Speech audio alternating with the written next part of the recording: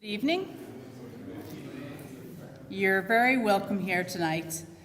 We are so pleased that Belfast South Methodist Church can welcome you here in person to our annual Agape Lecture, and as well as that, those that will be watching online. We're very proud to be able to offer this space for this important conversation, and we look forward to tonight and the conversation that will be involved. And I'll just pass over now for further introductions.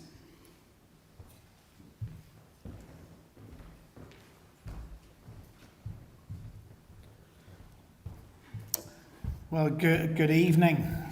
It's lovely to see you all here and see you all here in person.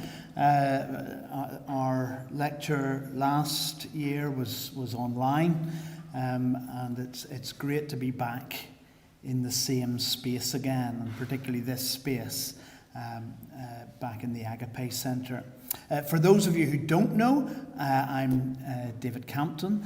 I'm the superintendent of the circuit here. Richard asked me to make that very clear in case, given how I'm dressed, you thought I'd just wandered in off the street.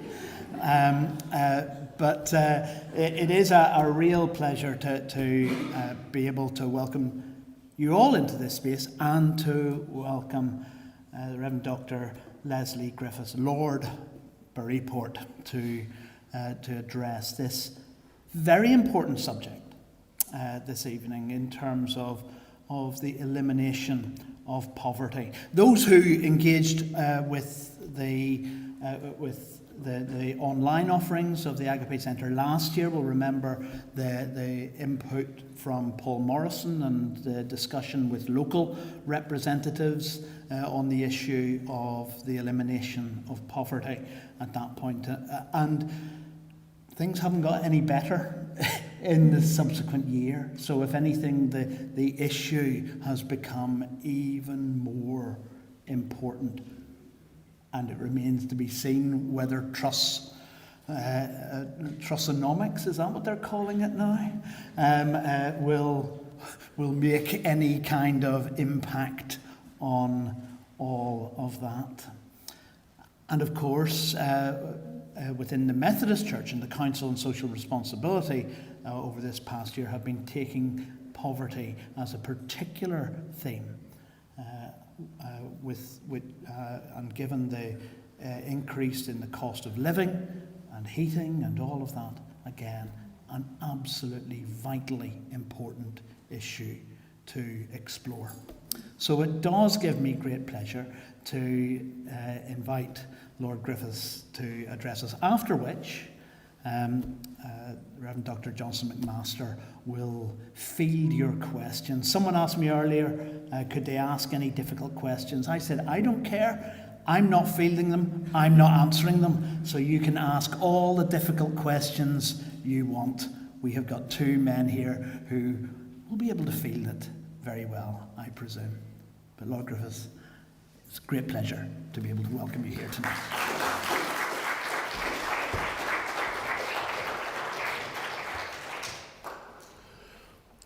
Well, friends, it's a great pleasure for me because the last time I was here, I wasn't here.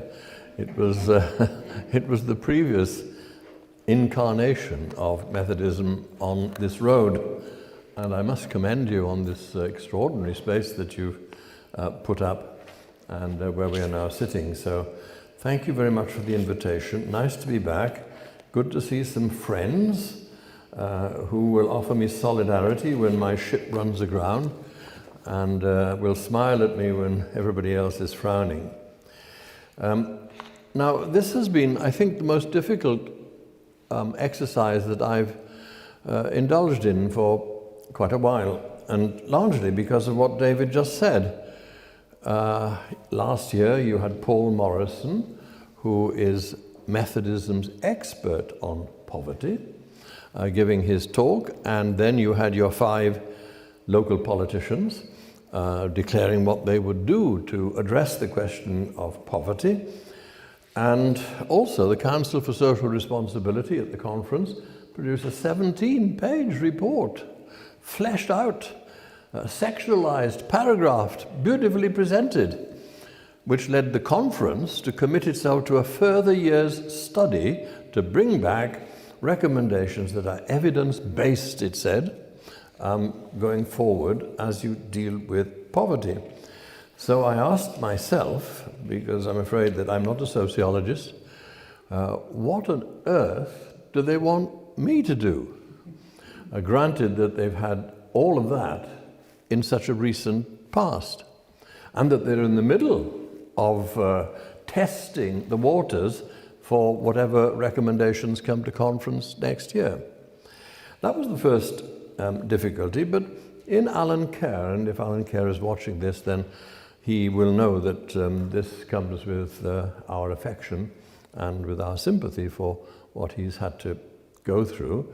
But when Alan Kerr, on May the 18th, asked me to do this lecture, it was clear that none of the things I've mentioned thus far quite touches the button for him. He doesn't want a sociologist to come with graphs and trends and reports and all of that. He doesn't want an academic presentation that simply describes the problem historically, philosophically, numerically, and all the rest of it. For him, it was much more visceral. He wanted, I might call it, a presentation with no footnotes. He wanted it to be visceral. He wanted it to be here and now, earthed, in the real world where we meet poverty, not in studies of poverty that we digest and present for our elucidation. So, there was that.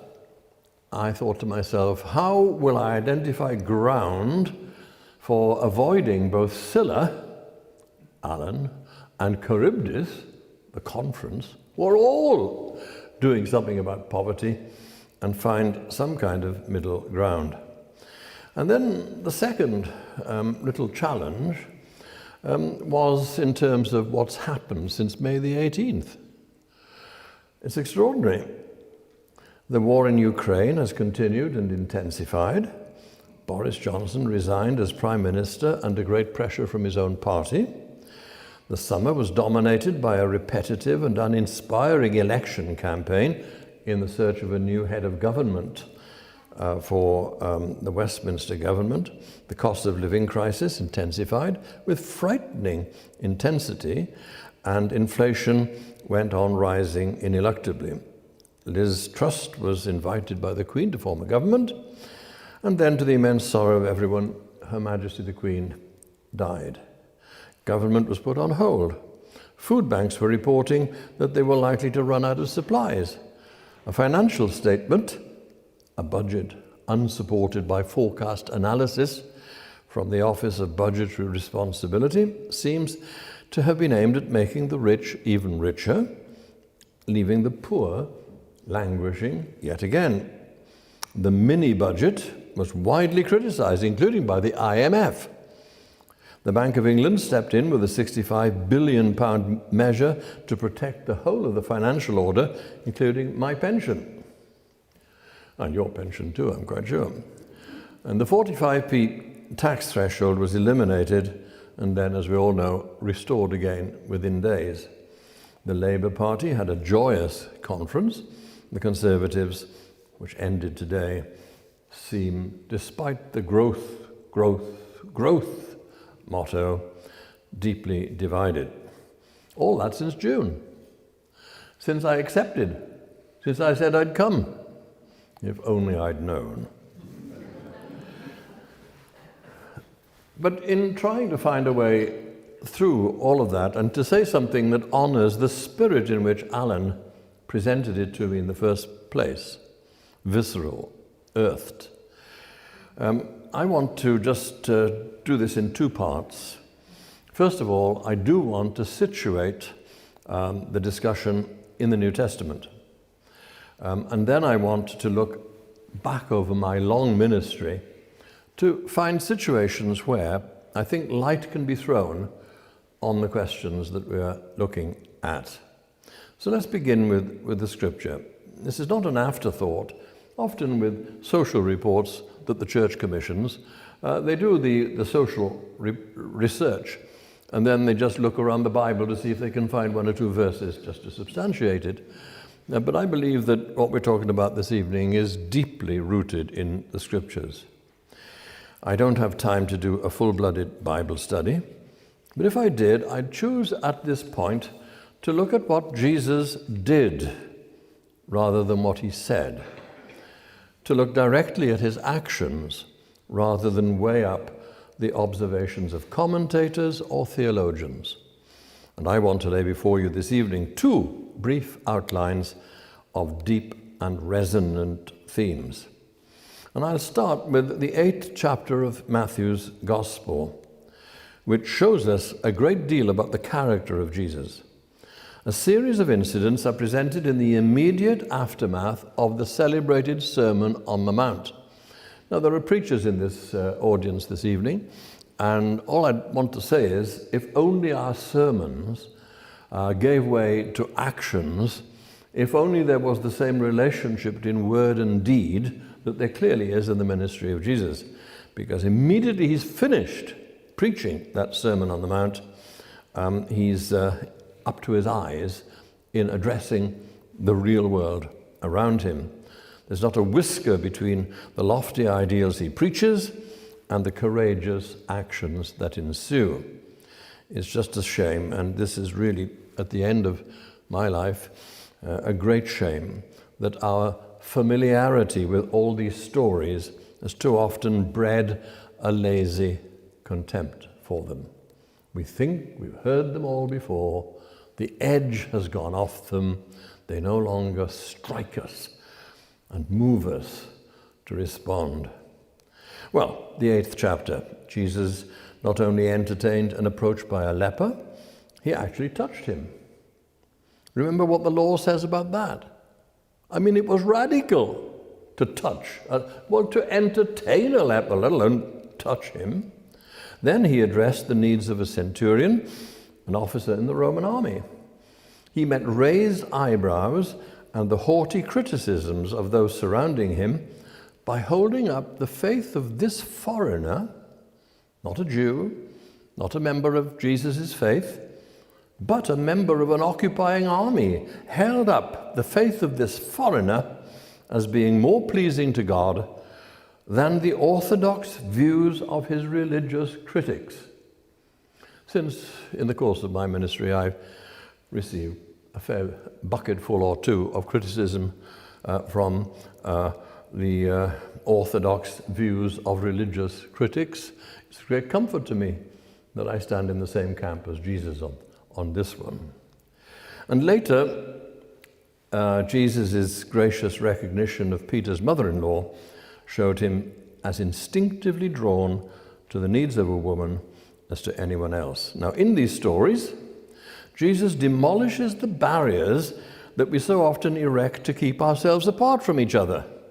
Class, religion, race, politics, and gender, all demolished. What a way to follow up a sermon, to turn words into deeds. The other reflection I want to offer is on a word that's figuring more and more dominantly in my mind in my last years. I know I've referred to my last years 3 times already. I can only do that when my wife is not here. She wants a bit more of me yet. Now, it's the Greek word, a Greek word, and every time I mention it in sermons or talks or whatever, I tell the audience that as we shake hands afterwards, I'll be testing you to see if you remember it. Splangnitzomai. Splangnitzomai. All right? So that's the word. I'll be testing. Oh, I will. It's a Greek word, but why do I go for a Greek word? Well, because the English translations offered for it hardly do it justice. It's a verb. It appears only in the synoptic Gospels, Matthew, Mark, and Luke, and it appears 12 times. The subject of the verb is invariably Jesus, or the Jesus figure in the parables of the prodigal son, the Good Samaritan, and the king with the unjust steward. I notice a window back there for the Good Samaritan, and it's got the motto underneath that he had compassion on him, because that is the usual translation. Moved to pity, or he showed compassion. When Jesus saw the hungry crowds, sheep without a shepherd, or a blind man sitting dejectedly beside the road, or a mother mourning the death of her only son, or a father sensing the return of his prodigal son, or a king hearing the tale of woe told him by his steward, or a Samaritan stumbling on a man who had been mugged on the Jericho road, he said, in our translations, to be moved to pity, to show compassion. But the Greek word is much, much stronger than that. It centers on the word splanknos, which is the spleen, or the innards, the stomach, or the bowels, as I like to put it, everything south of the equator. When Jesus comes across people who are suffering, he feels their pain. It resembles a kick in the gut, a physical response. This fellow feeling, this capacity of one person to feel viscerally the pain of another, is what drives him on to address the needs of the other and to deal with them.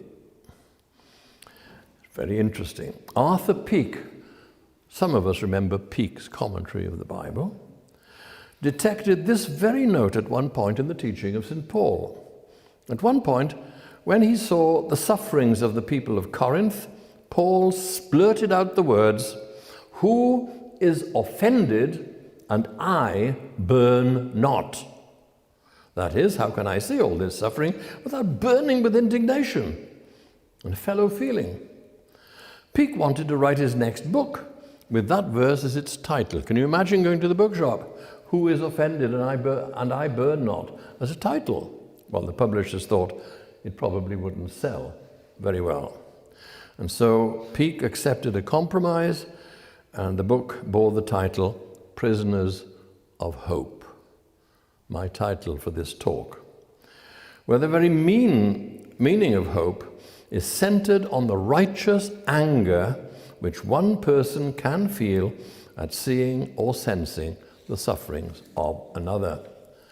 The capacity of a human being to feel, to share the pain, to register the distress of another person is, for Peake and for me, at the heart of any Christian understanding of hope. It means that, far from being obsessed with our own personal needs, far from being conditioned by our genes to opt for mere survival or to further our own interests, we can hold hands with the poor, stand with the suffering, share the burden of the disadvantaged, walk the road with them. There can be no compassion, fatigue for us.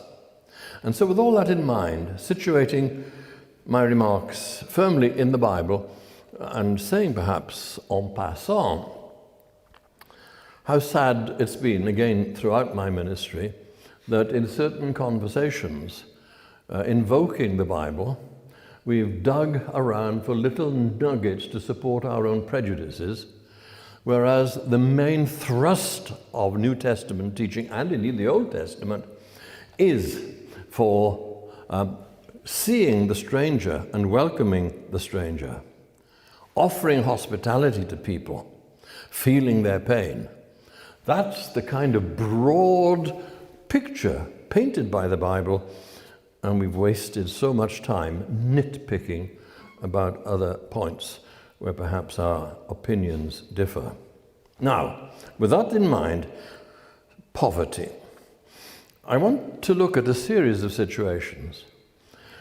First of all, I want to talk about poverty from a poor person's point of view.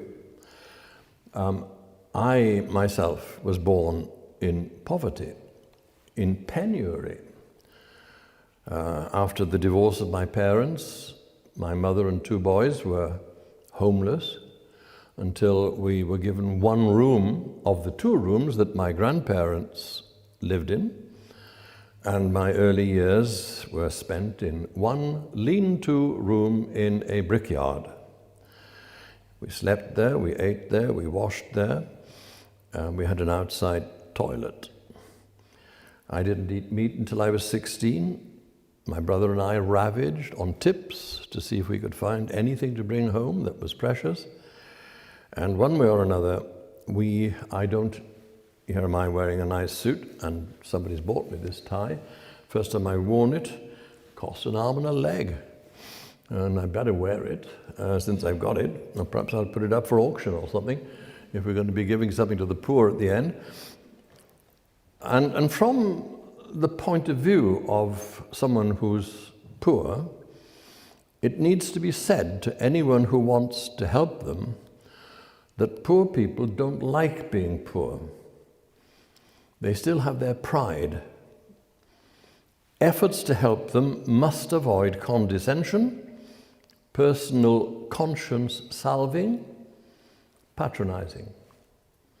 We should be aware of petty officials in welfare offices and food bank counters who dispense their, inverted commas, largesse, and I have certainly been on the receiving end of all of that.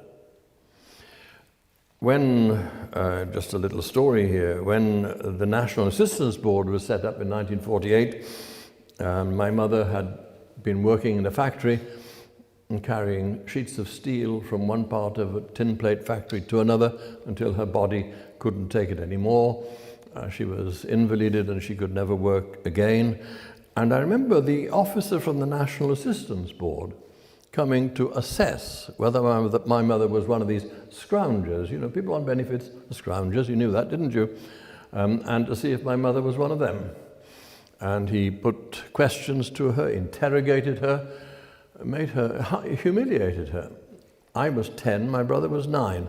We were in the only room we had, so we were overhearing all this.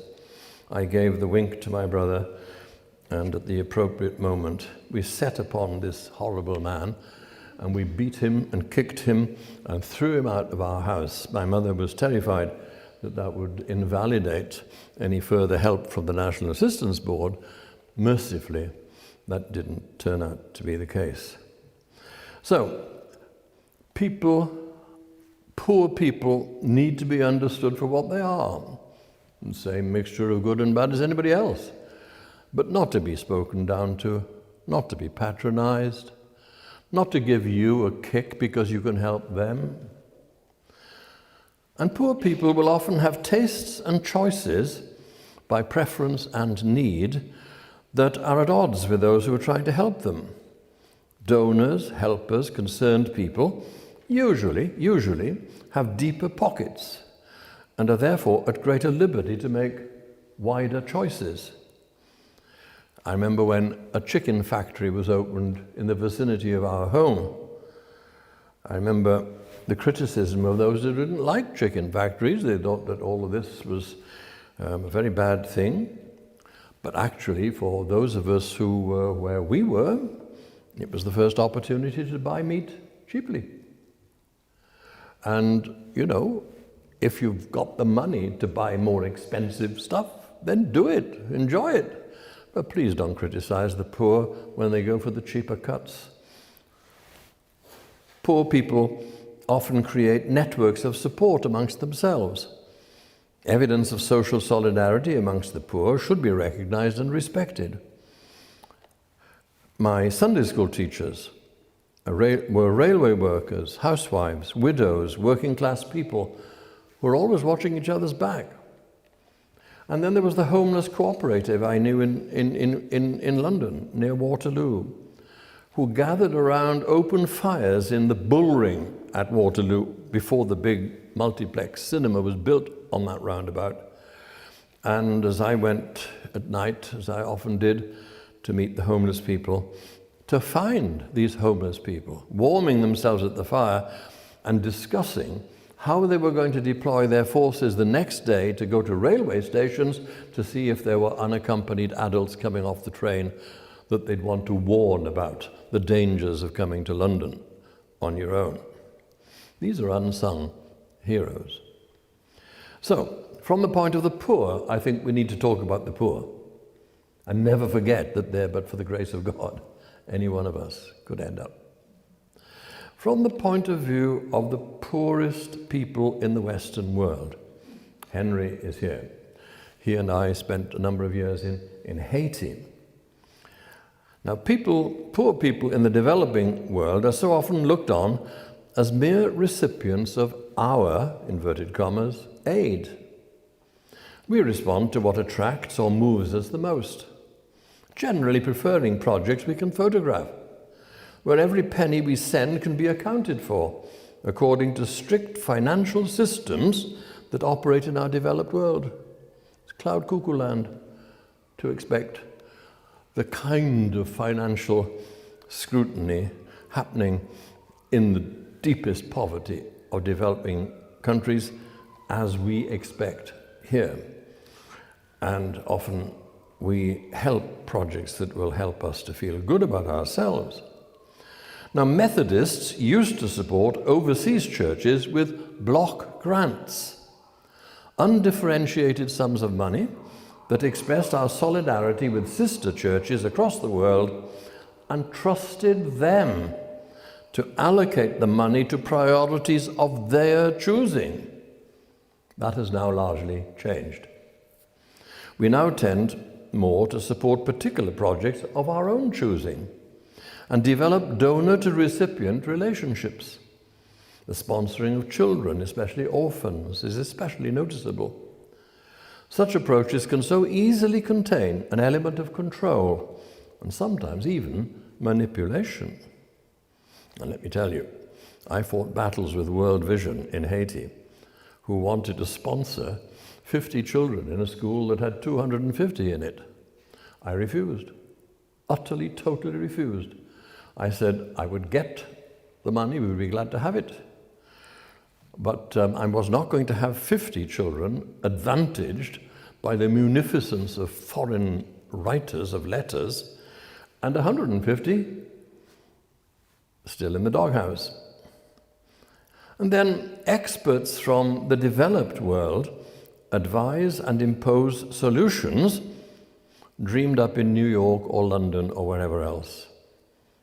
External bodies and agencies distribute largesse after major disasters, and this is received with gratitude. But there can be no doubting the humiliation often felt by those who are on the receiving end.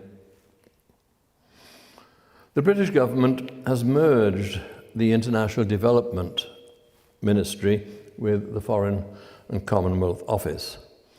It's reduced the amount it spends from 0.7% of gross national product to 0.5%, and seems increasingly ready to see development simply as an aspect of foreign policy. In the meantime, it takes an ever-hardening line with increasing numbers of desperate refugees who arrive on our shores. I was hearing earlier of a school not far from here where a large proportion of the pupils are in fact not original to Northern Ireland, let's put it that way, and are refugees or asylum seekers. And the word corruption is far too easily voiced.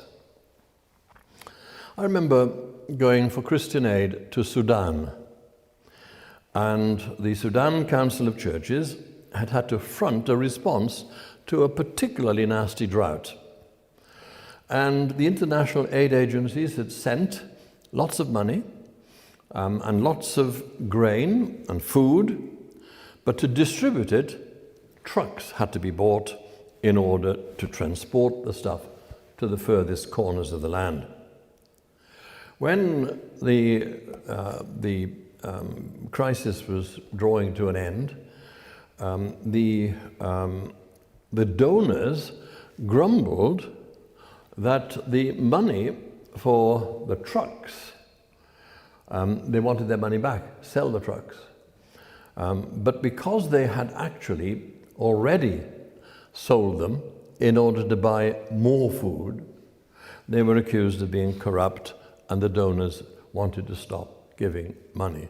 To impose those sorts of things by the front people in a country like Sudan, handling enormous responsibilities, seemed to me at that time, I said so, and did a lot of work to try and get them to see sense, seemed to be just ridiculous.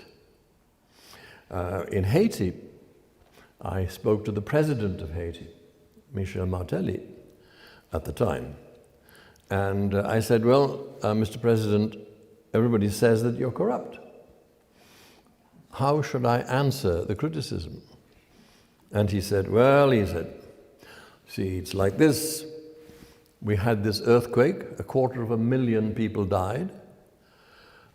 Several government ministries were flattened. The United Nations headquarters was totally destroyed with 72 United Nations officials killed. A whole generation of university students was wiped out. 2 cathedrals were destroyed. The whole thing was a mess. And in comes something called the Clinton Foundation, which was the way of handling all the millions of dollars that were coming in aid in order to decide how to distribute them across the land. And said, Martelly, I want you to know that the Haitian voice in making those decisions was silenced. We were not allowed to decide ourselves where the priorities should be. So he said, let me just give you rule of thumb. So $100 comes in. The Clinton Foundation handles $90 and decides where it all goes. Now, let it be said that some of this did good things. I'm not making that point. And $10 comes to me, he said. Now, this $10, all my officials have been killed, my ministry is destroyed, the finance office has gone with all the paperwork and records with it, and so would you be surprised if $3 or $4 of my $10 might not have been handled with probity? But the $7, I can assure you, did well. And he was making the point, and he said so. He said, I may not be able to account for all of my $10, but he said, I'm not corrupt. There is corruption somewhere else in the system. So when we look at overseas aid, we must be very careful about just bandying about the word corruption. When corruption is corruption, we call it corruption. But when corruption is actually, when you look at it, local ways of handling what we do with our double entry bookkeeping system and all the kind of proper financial sort of accountabilities, we just must not expect those sophisticated way of doing things to be available in the countries that we're talking about. And then working with the poor and for the poor. When I lived in central London, I had responsibility for running projects that served the needs of street homeless people. I felt keenly the clear view that those we served thought that I was the boss. They called me the boss, part of the bureaucratic order that was set up to address the basic needs of those living on the street. They couldn't know that I myself had once been pretty close to where they were. But I felt this objectification of my role very deeply. I had to learn to do my job without reference to my own personal history. But there were times when I ached to tell them how closely I felt I identified with them. At our Wednesday club, I sat with those who came, engaged in conversation, played dominoes or cards, heard their stories. On occasions, I used to sleep with them in Lincoln's Inn Fields and got a view of the plight and the ingenious survival skills of those driven to sleep rough. It was the same with our Christmas Day hospitality. I insisted that an equal number of our volunteers on Christmas Day should sit with those being served, as well as doing their bit with the serving. Sitting with people, undergoing the experience of being served was, to my mind, as important as cooking, serving, washing up. It turned clients into neighbors. There's something that we draw comfort from when we, as the able ones, as the well-off ones, the well-organized ones, can actually do a little bit of handing out of goods and services. But people want their stories listened to. They want their humanity to be affirmed. And that's why we did it that way. Now, I'd learned some of the approaches necessary to act in this way from a lifelong association with the work of Dr. George Lovell. He called the agency he set up AVIC, with, and insisted that this must always be the hallmark of any service that we offer. The same spirit was captured for the short-lived church experiment we called Mission Alongside the Poor. Giving can so easily be a way of othering the other. So vital if we are to give, if we are to help address the question of poverty, not to have this differential between the poor and those who are serving their needs. When, after persistent lobbying, we managed to get a psychiatric social worker and nurse to join our team at the day centre in the West End of London, which we ran for homeless and rootless people, we were overjoyed. The needs of the people who crossed our threshold were multiple and various, and she, our new worker, could have spent her whole time dealing directly with them. But we felt it was important for her to limit the time she spent on offering practical and clinical help to 80% of her working hours. The remaining time was to be spent on writing up the notes, fleshing up the case histories, building a statistical picture from the work she did. We saw it as vital that we could address the political and statutory providers with accurate information about those who lived on the street, their problems accessing medical care, the dangers they ran, their mental health. I don't think that poverty can be eliminated. Once again, doesn't Jesus say something like that himself? And certainly not simply through charity or by the voluntary sector. It's a task for society as a whole. And those of us who work in the voluntary sector are well placed to make a case for the poor. But it has to be on the basis of evidence, carefully gathered and kept. So however much we wanted our psychiatric social worker to address the needs of the endless queues who came to her, we knew that we would just burn her out and we would not benefit from her experience by building a case we could take to those in the statutory sector and in our local political sector to see that action came from them. I remember a lady called Nora Fuge. Nora was an extraordinary woman.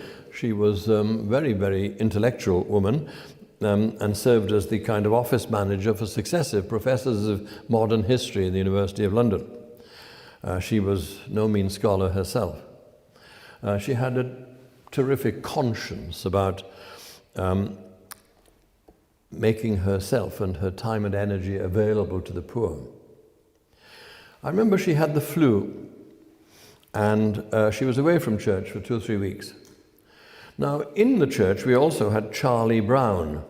I mean, you may think that sounds like a made-up, and it was, because we didn't know what on earth his name was. He was from Glasgow, and he was totally sort of at odds, violent, shouted, swore, cursed, a very difficult man. And he used to come to church. He was one of the clients in the day centre.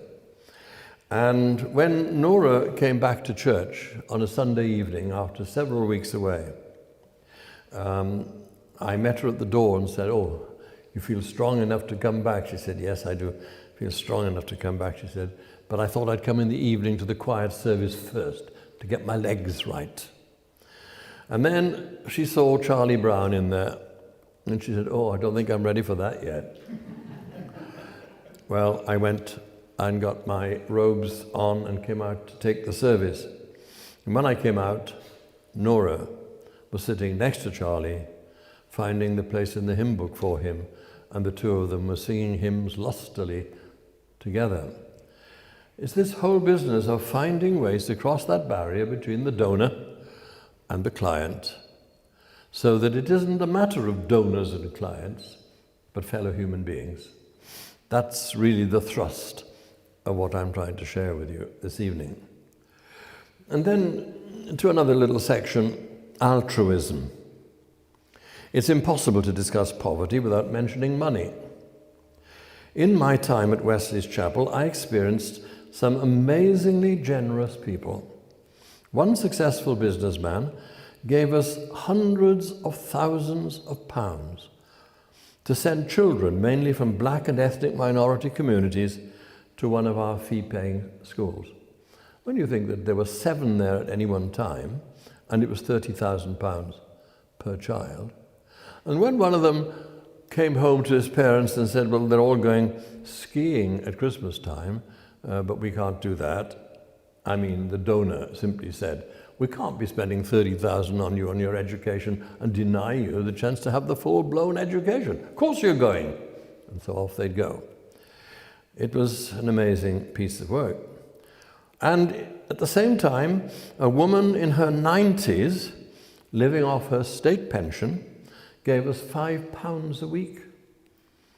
Each of these gifts represented amazing generosity on the part of the givers. The £5 and the hundreds of thousands of pounds, in my mind, are in the same register because they involve the same self-giving. I was once invited to join an international gathering of Muslim millionaires. Yes, I was. Muslim millionaires and billionaires, 120 of them, at Davos in Switzerland. An imam began the proceedings. Just imagine 120 people with all those zeros in their bank's accounts, and me, and the only non-Muslim there.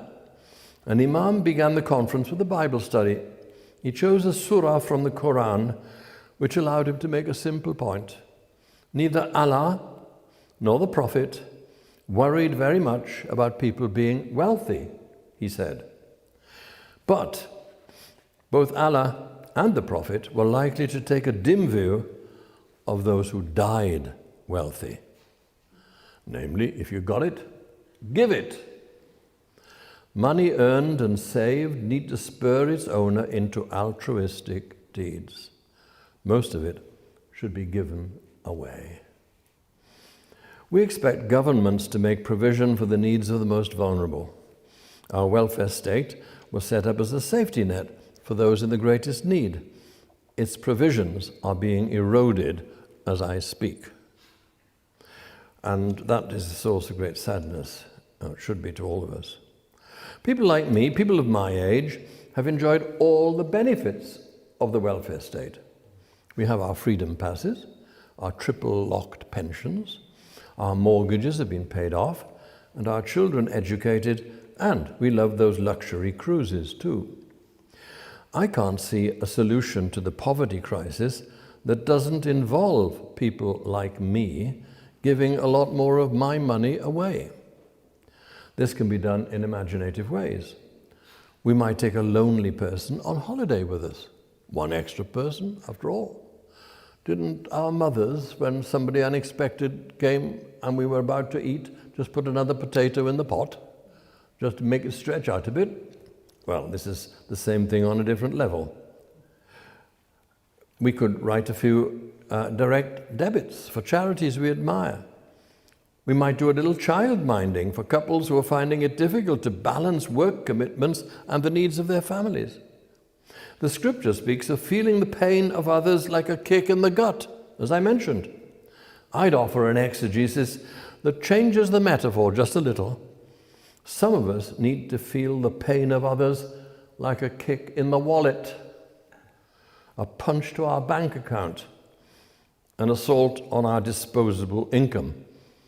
And often, our discussion of poverty is underwritten by the feeling that it's a problem out there that we can be distant from and be a little bit grander than. We really are in this together, especially at a moment like this. Our lifestyles must reflect that. A little plaque on our kitchen wall reads, "Live simply that others may simply live." It's been there since we were married. We must try harder to live up to that challenge. And then finally, practical policies. You see, it's not just a question of money to support people in need. It's also to do with finding a way to influence those with the power to make real differences. The British public is desperate to hear news of creative and committed ways of helping the poor. In the House of Lords, I asked a question, a simple question. I didn't intend it to be spectacular. We were talking about free school meals in holiday times. And it is in line with the case at that time being made effectively by the footballer Marcus Rashford. My tiny speech was picked up in the media and it went viral. I figured on the front page of a daily newspaper and in large spreads in 2 others. I didn't say anything brilliant. I did say, I remember being hungry when I was a boy, and I remember being able to smell the panic as the school holidays approached, and my mother didn't know how on earth she'd cope. And I added, I don't expect an old Etonian to understand that. The public response was fantastic, and what it persuaded me was that there is a desperate thirst amongst ordinary people. What can we do? Are we really powerless with these levels of poverty, child poverty, families in trouble, heating or eating? Are we really powerless? I don't think we are. The circuit to which I've retired is making an experiment. It's asking anyone who is about to be in receipt of the government £400 subsidy for energy bills and who doesn't feel they need it, to add it to a fund being set up which will be used to supplement the needs of those for whom £400 won't be enough. I have to say, we've been giving our £100 winter fuel allowance away since we got it. Why do people like me have things like that? We just don't need it. We have to see how the £400 project will work out. But the principle at its heart is a good one. And then I work these days with the Council of Europe. I'm part of a 30-strong delegation from the British Parliament to Strasbourg and the Council of Europe, the Parliamentary Assembly, and also work quite hard on its Migration Committee. I've written a paper recently to commemorate the 70th anniversary of the United Nations Convention on the Status of Refugees and Displaced People. At the heart of that convention, which is bound into the laws of 192 different countries around the world, so therefore this is international law, lie 3 principles. Signatories are obliged in their application of the policy of the Convention to ensure that they do not discriminate between people who come, nor penalize people for having come, nor turn them back or outsource them to other countries. And on all those fronts, the British government is to be found wanting at the moment. There was a time when I could go to Strasbourg and I could stand up and make a critical remark about the fact that Poland, for example, Poland has not yet ratified something called the Istanbul Convention, which protects the rights of migrant women. But I can't do it so easily now, because when we British are critical of others, it's just open to them to say, but you are the worst offenders. And we are. It's painful. It was British lawyers who drew up the convention. It was British lawyers who wrote into the convention the idea that the whole of Europe should come together in order to help the countries who are the front line of receiving refugees and those who weren't receiving so many should help those who were receiving so many. So we'd be helping the Greece and the Italians and so on now and all that kind of stuff. And not only that, but although contractually we were obliged to cough up so much money, we should be prepared cheerfully to give beyond the contractual obligations. It was a spirit of generosity about it. On our part, we invented and created it. And now we're eroding it. Now we have 2 tiers of entry, not 1. And you get into the top tier if you've got lots of money.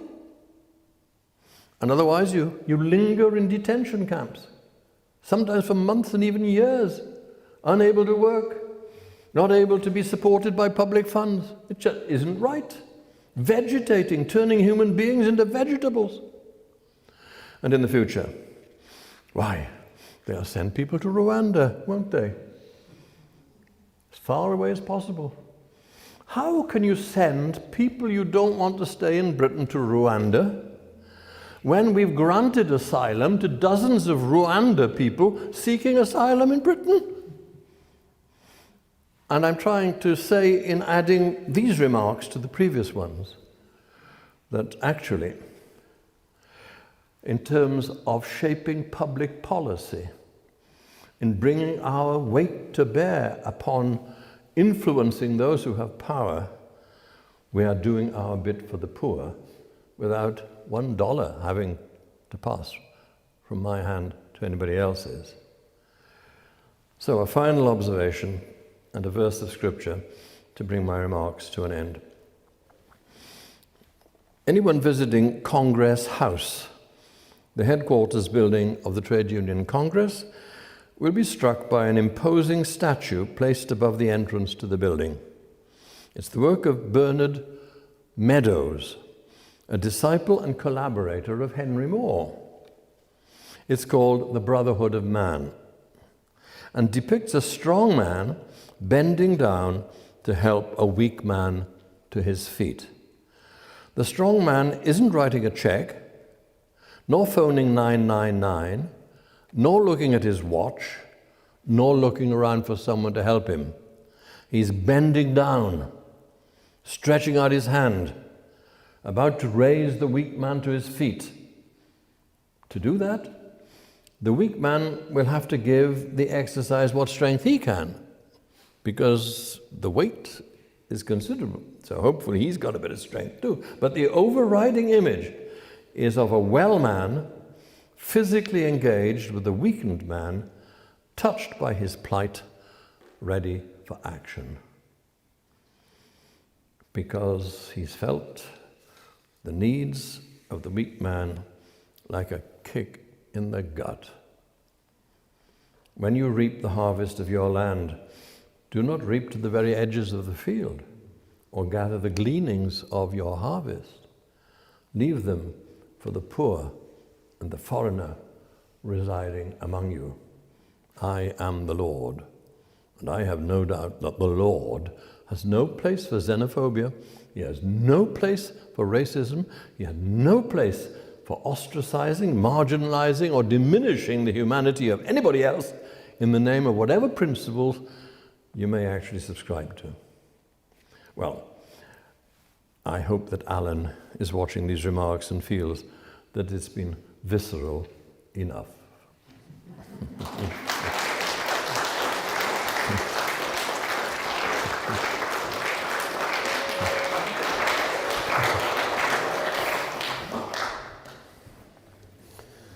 Leslie, thank you very much. Challenging, stimulating, and much to think about, much to feel perhaps uncomfortable about. You brought us into the lecture or the presentation by reminding us of how much had changed since May the 18th, that we find ourselves in a very, very different context and find ourselves struggling perhaps to keep up with the rate of change within our society and world.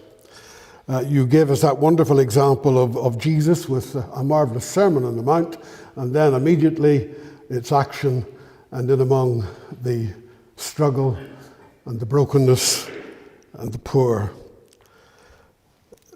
The poor don't like being poor, you reminded us as well. No condescension, no patronizing. Donor-recipient relationship might suggest there is control going on. People want their stories to be heard, to be listened to. Giving can other the other. And perhaps startling, maybe poverty can't be eliminated. Allah and the Prophet take a dim view of those who die wealthy. Dealing with poverty may mean giving on our part, a kick in the wallet. When you started that sentence, I didn't know where it was going to end. And then the reminder at the end that there is also the need for structural responses to poverty and to influence those who can make a difference and who can bring about change. A lot there. What we should do now, before we open up for discussion or comment or observations on the part of any of you, and those who are, by the way, watching on or participating through Zoom, though anything you say, you may have to use a chat facility, and somehow or other we'll translate that in some way. There's a little screen in front of us here. Technology is wonderful. Take a couple of minutes where you are, and a little cluster of 2 or 3, or if you're isolated, join somebody, and have a little discussion about what struck you most about what Leslie has presented this evening. And then you may agree in your little cluster that there is a comment you would share or a question that you would like to ask. So we'll take 2-3 minutes at that, and then we'll come back. I know sanctuaries are not geared for conversations between people. They're geared for people talking from up here. And the other thing you can talk about, please do, is try to spell that Greek word that Leslie offered. 2-3 minutes.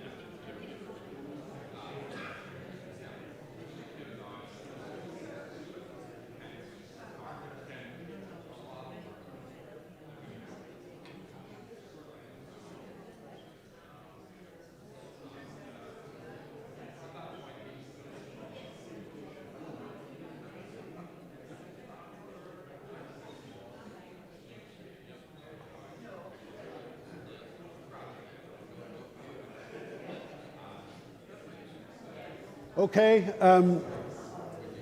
I hope that was an enjoyable conversation. Well, maybe not, but that you were able to identify some standout things that perhaps you heard Leslie speak of. We have now got Ian Taylor with a roving mic, which means he's prepared to rove fairly widely, except not out on the Lisburn Road. But anybody wants to speak, please raise a hand so that we can have some kind of ordered approach to things. And I've been given a little tablet here which will inform me of any comment or question that is being placed or made by those who are on Zoom this evening. So let's have a lively 15 or 20 minutes or whatever it is. First in. This man over here. Gordon.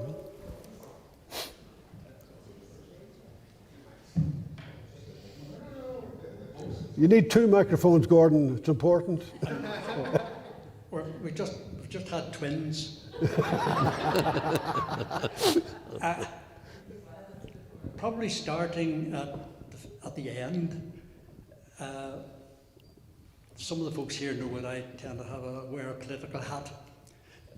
But the big concern, how in society across the UK and now and across European countries is spreading more into this preservation of ourselves. It's almost Sinn Féin motto, ourselves alone.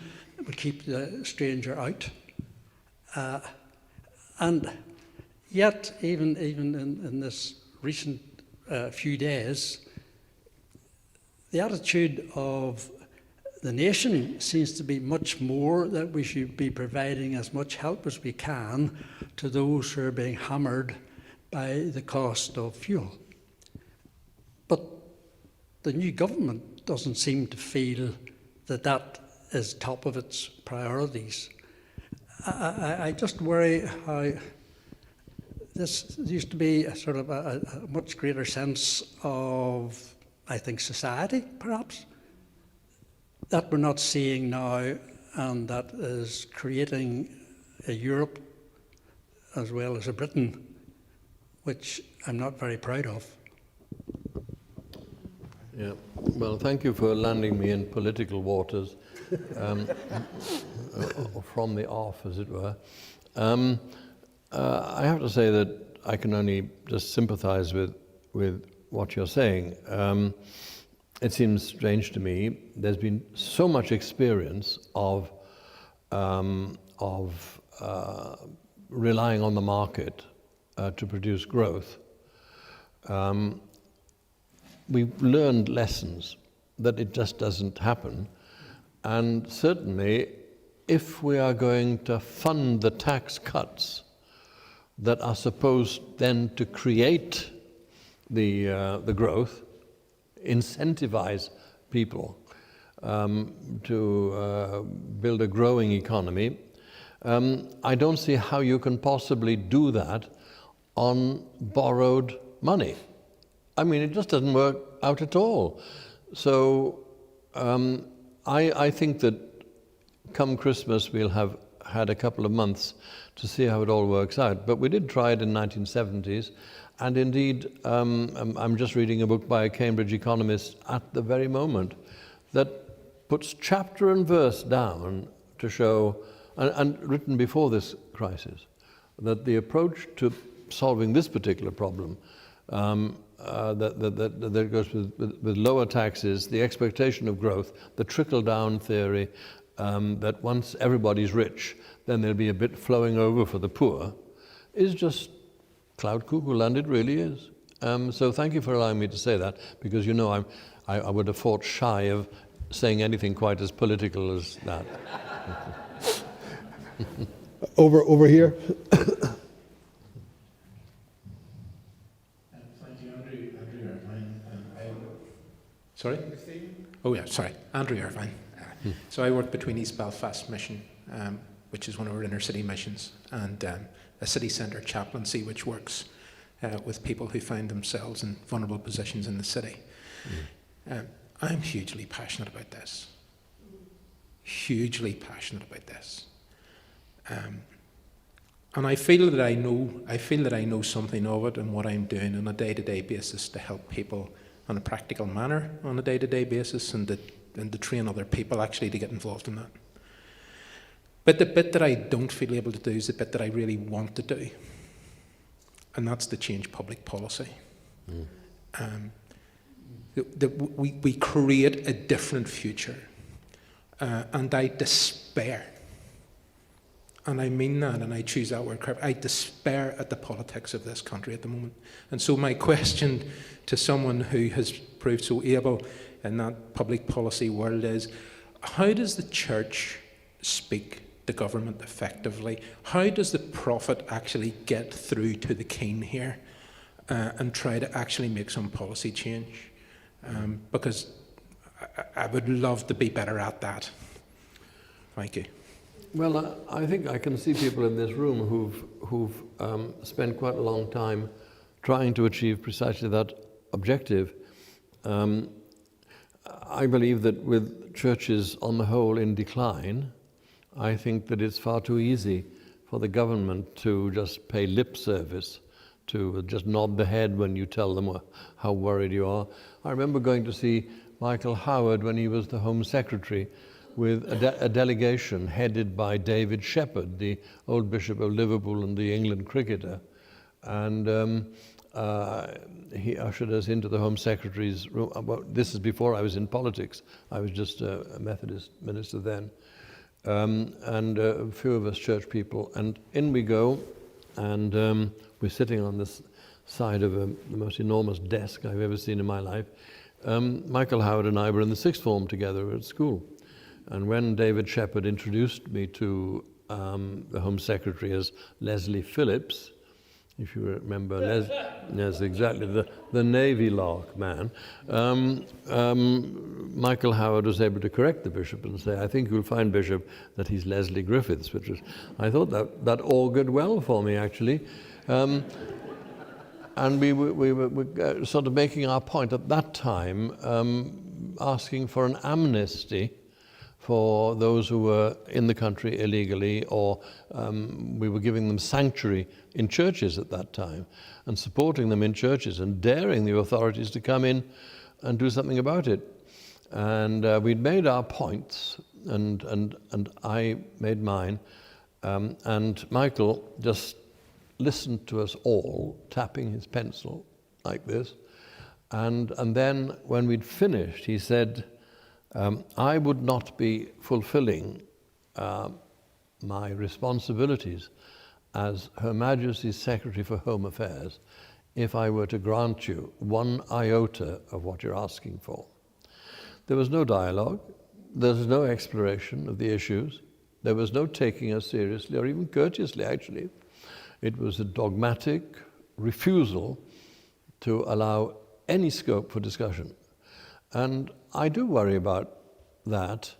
I mean, we have to find ways of having better opportunities to talk things through. But when you have a government, for example, that says we're not going to intervene in the rail strike because that's to do with employers and workers, it's nothing to do with us. Well, the government, I mean, really has a huge interest in the rail industry, and I don't know that they can say that. But I do remember when my mentor was a man called Len Murray. Remember Len Murray, Lionel, a good man.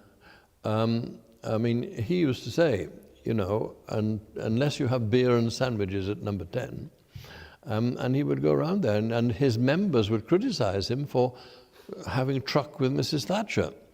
But he was determined to talk. So how do we create those opportunities where we can actually feel we have been heard? I mean, at the end of the day, the government will do what it wants to do, but we ought not to give it the chance to do it without first having heard an alternative way of doing things. And again, you know, in my early years, I would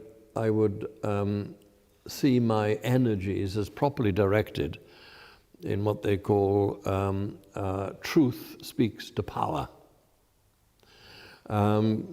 But I'm made to be an infiltrator, and I'm very glad now to be on the inside track, because I can button ministers down, and I talk to them. I do.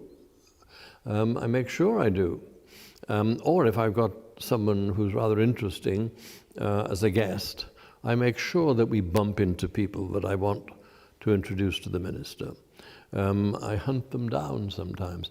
For example, in the government whip's office at the moment, in the Lords, we have a Ghanaian man who runs for, he's one of a group of 4 or 5 officers, SPADs. And so I did his wedding, I baptized his children, I buried his parents, and he's my mole in the government whip's office. And so he sometimes just whispers in my ear as we pass in the car, "Leslie," he says, "how lovely to see you. Watch out for so-and-so, it's about to happen." But certainly, I have to say that, I mean, for example, the poor woman who's been at the front of all the immigration policies in the House of Lords is such a lovely person. I just wish I hated her, because then I could say what I want to say. But she's so lovely, I can't. And yet what she has to mouth for her government is just not, it doesn't fit her as a personality. I don't know how you do this. But I'm quite certain that if we're not strong enough ourselves to go knocking on the doors of politics, although I've said to my church leaders the other side of the water that if any of them want to meet somebody in Parliament or to have a conversation with an opinion former, I will gladly invite them to lunch on me, and we can sit down in the dining room and they'll come. You see, they won't go far, but they'll go as far as the dining room, especially I know the wines they like and all that kind of stuff. But it's got to be dialogue, it's got to be talking, it's got to be a sense of we are really all in this together. I mean, the great thing about the Queen the other day was that we were all brought together by the death of the Queen. And the House of Lords ought to be a place where there's more of that. So I don't really know the answer to your question. I sense your frustration. Do we therefore, these citizens meetings, you know, citizens together meetings, is that a vehicle that will command people's attention? I don't know. But we have to go on trying. We have to go on trying. And certainly people like me must be using the advantages that we've got. It's interesting. Oh, sorry, this is a very long answer. It's interesting, in Europe, in Strasbourg, when I presented my paper to the Immigration Committee, I'd consulted UNHCR in Geneva and London, and I'd written my paper, and the committee approved it 100%, which meant it went to the Parliamentary Assembly in Rome, and I had to go to Rome to defend it there. It's now an official document of the European Parliament. But in all the debates that we had, which were critical of governments across Europe that are eroding the terms and conditions of the Convention, including the British ones, which were highlighted, there was not one single Conservative member of our delegation who stood to defend his government in those debates. Not one. And so my next task when I go on Sunday is to button them down and say, hey, don't you believe in your government's policies? Why didn't you speak up for your government? Isn't that what you're here for? Or do you, like me, think that it's a load of rubbish? Harold? I'll try and be shorter in future. I needn't introduce myself to you, Leslie. You know who I am, Harold Good. But I want to preface what I'm going to ask by saying I don't think I'm mean, and I don't think I'm uncaring. But let me turn the clock back a few years when I used to go frequently to America. And every church you would go into At the back of the church, there were cornflakes, tins of beans, soup, all the rest of it. I don't know whether they called it a food bank or whatever they called it. And they were very proud of this. And I used to look at it and say, thank God, I come from a country where we don't have that. And I remember saying to some of the nice ladies in one church who brought me to show the houses that they had built through cake sales and all sorts of things for the poor. And I said, you know, in our country we have a thing called the housing executive. And I'm very proud of the fact that we don't have to have cake sales to try and raise money to house the poor. And they said, but we like doing it this way. Makes them feel good. Now, I have this problem with food banks. Are we letting the country, the government, off the hook by feeding, supplementing the diet of so many people in our society with what we bring? Next Sunday will be the harvest Thanksgiving in the church I go to, and I'll be the preacher. And I'm uncomfortable. The church is going to be decorated with cornflakes and tins of soup and stuff that we will then take to the food bank. I'm uncomfortable not because I don't want those people to be adequately fed, but I'm very uncomfortable with the fact that this is the way we're addressing this problem. Are we letting the government off the hook? Well, I thoroughly endorse that. At the same time, the needs are so existential. But like with the psychiatric social worker, it's so important for us to build a picture of the extent to which this is happening. We should be employing 2 or 3 researchers who go around all these things and accumulate evidence and then publish it. I mean, the Roundtree Foundation does it in different ways and so on. But not to stop doing it, but to make people aware of just what it contributes to the national sense of well-being. And it's interesting you should say that about America and so on. In 1989, Billy Graham made his last campaign in London, and I was asked to chair the social work committee of the campaign committee. It had only been brought into existence because previous campaigns had been criticized for not having, for spending all that money on an evangelistic enterprise and not to be addressing, the needs of the poor. And so they'd set up this committee, and I was at that time doing a big social work program myself, and so they put me in charge. I just was horrified when I heard what they thought was an appropriate response, which it was to have baskets outside each campaign venue where people would be encouraged to put a tin of soup or whatever it was on their way in to have, to have their full-throated experience of the evangelist. And I said I wasn't happy with that. I said, I want to challenge the Billy Graham campaign team with a biblical notion, the notion of the tithe. What about spending 1/10 of the cost of this campaign on supporting serious pieces of Christian social work throughout the capital? They were horrified. They were horrified. They wouldn't entertain the idea for 1 second. Well, I mean, it was millions we were talking about, but a tithe is a tithe, and it is the Bible, you know.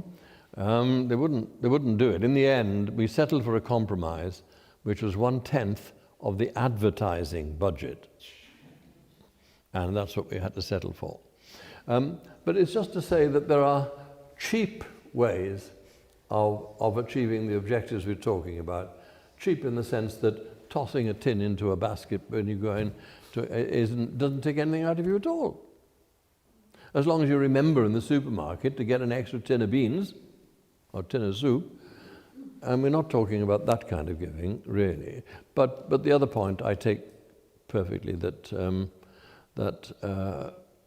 we are subsidizing the government, and we should be doing something about quantifying it in order to make capital out of it.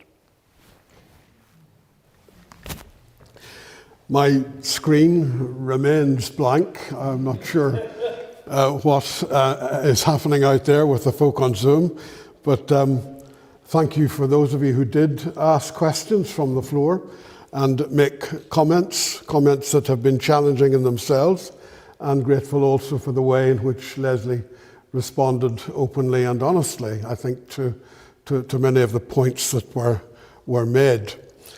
I wonder sometimes if we could learn to read those stories of healing in the Gospels, casting out demons, etc., as stories or parables of societal and somatic repair and putting right the destruction of bodies and minds and communities by the oppressive and exploitative economic and political systems and domination systems of the time, which happened then to be the Roman Empire. Maybe if we did, those stories might begin to jump again off the page to us, and we might be energized to become agents of resistance and agents of change. Leslie, thank you, but somebody else is going to say that much more formally. I thought it was Henry Keyes, but this is another incarnation. Yes, it is Henry. And I just want to say that it's a great pleasure to have Henry, who is a friend of many years with Leslie. And Henry is part of a group of senior ministers who have that friendship. So I ran into Henry the other day and asked him if he would do this. And as he's walking up, could I just say that Leslie still has in print, it's available in Kindle, a biography that Jean and I have been reading with great pleasure, but more than pleasure, insight. It's called A View from the Edge, the autobiography of Leslie Griffiths. There are copies available through Amazon, for example, and you can get it on Kindle. So my thanks, Leslie and Henry. Thank you very much. Thank you very much. I'm going to add to that autobiography, Leslie. I'll tell you one story just. You'll forgive me, I'm not having a vote of thanks. I first met Leslie and his lovely wife Margaret in 1970. He was not yet ordained, but we fixed him up and taught him a few things and got him ordained in Haiti. We had arrived in 67, so we were both in the first flush of missionary zeal and from the same theological stable, luckily.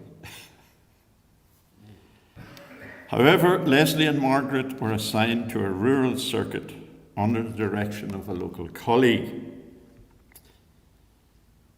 It was not the age of the mobile phone. We had no phones at all to communicate with Petit Grave. So they were on their own. They were cut off. They were lonely. And unfortunately, he and Margaret, far from experienced support as a young couple, far from home, they were treated with what can only be called hostility, obstructive behaviour.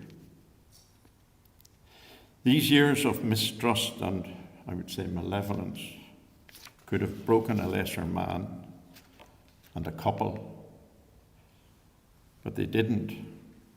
However, they returned to England, disillusioned, I guess, could have written Haiti off.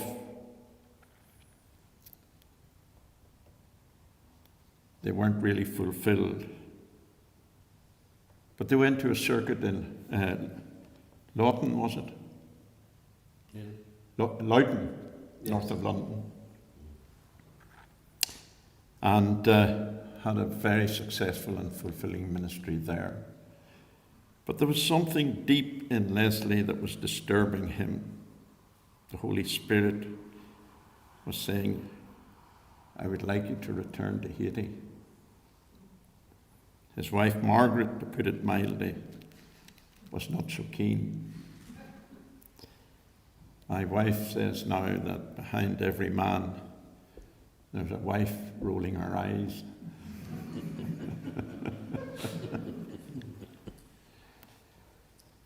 They could have been put off Haiti altogether, but return they did, and the Lord helped them to exorcise all those demons. Nobody can tell this story but me, and that's why I'm so glad it's being recorded, because that took such courage and guts just to go back. And they were, of course, very successful. I don't like that expression, but his ministry was fulfilled in Haiti. He got those demons off his back. He did what he had to do to follow his Lord. And so we thank you for that, Liz. And for your friendship over the years. Thank you.